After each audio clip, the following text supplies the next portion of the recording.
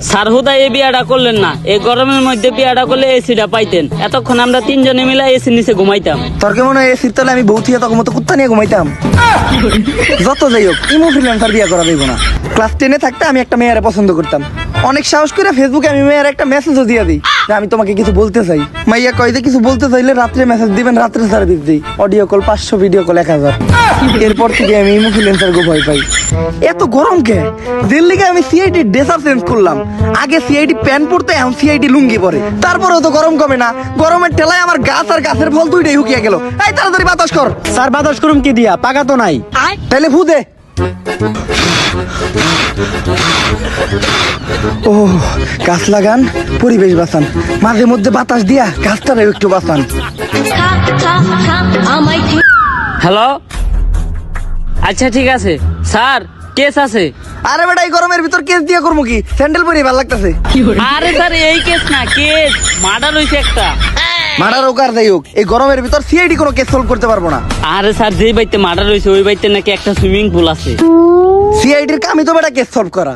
দয়া, অভিজিৎ, নতুন কেস পাইছি, ঘটনাস্থলে যাইতে হইব। তাড়াতাড়ি আমাকে গাড়িটা বাই করো। কিন্তু স্যার আমাকে তো কোনো গাড়ি নাই। গাড়ি নাই? তেলে রিক্সা ডাকো, রিক্সায় যাবো। স্যার রিস্কার ভাড়াও তো নাই। তাই লাইটা চলো। দয়া এই লোকটা বাইচা নাই, এর মানে বুঝতেছো? না তো স্যার। অভিজিৎ এই লোকটা বাইচা নাই, এর মানে বুঝতেছো তুমি? না তো স্যার। এই লোকটা বাইচা নাই, তার মানে এই লোকটা মরে গেছে। কিন্তু কত হইলে এই লোকটারে মারলো কেডা? আরে স্যার এটা ইনভেস্টিগেশন করার লিগাই তো আম করে আনছে। দয়া, অভিজিৎ ভালো করে খুঁজে দেখো, নিশ্চিত এই জায়গায় কোনো সূত্র পাওয়া যাইবে।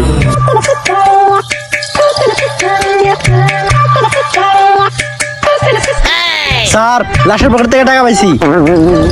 স্যার এই জায়গায় তো 30 টাকা আছে, এই গরমে 30 টাকা দিয়ে তিনজনে 3টা আইসক্রিম খাইতে পারুম। সিআইডি কি এতই নিকৃষ্ট, এতই খারাপ যে এখন লাশের পকেট থেকে পাওয়া টাকা দিয়ে আমাকে আইসক্রিম খাইতে হইব? লাশের পকেট থেকে পাওয়া টাকা এটা আমার কাছে রাখতেছি, ইনভেস্টিগেশনের সময় কাজে লাগবো। আর তোমরা একটা কাজ করো, এই লাশটারে ফরেনসিক টেস্টের জন্য পাঠাও। আর এই জায়গাটা ভালো করে খুঁজে দেখো, নিশ্চিত অন্য কোনো তথ্য পাওয়া যাইব।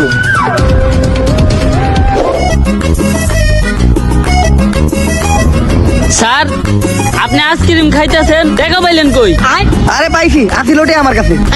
লাশের পকেট থেকে যা 30 টাকা নিয়েছিলেন ওটা দেখান তো।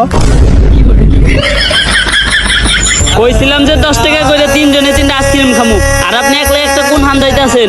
আচ্ছা স্যার আমাকে ঋণ থেকে 1 কামড় করে দেন।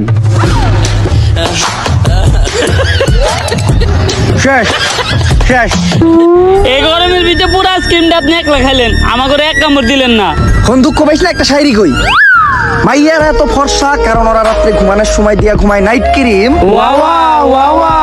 মাইয়ারা এত ফর্সা কারণ ওরা রাত্রে ঘুমানোর সময় দিয়া ঘুমায় নাইট ক্রিম। আর এই গরমের ভিতর কাউরে দিয়া খাইতে হয় না আইসক্রিম। লাস্টটা ফরেনসিক টেস্টে পাঠাইছিলি না? লো দেখি রিপোর্ট কি।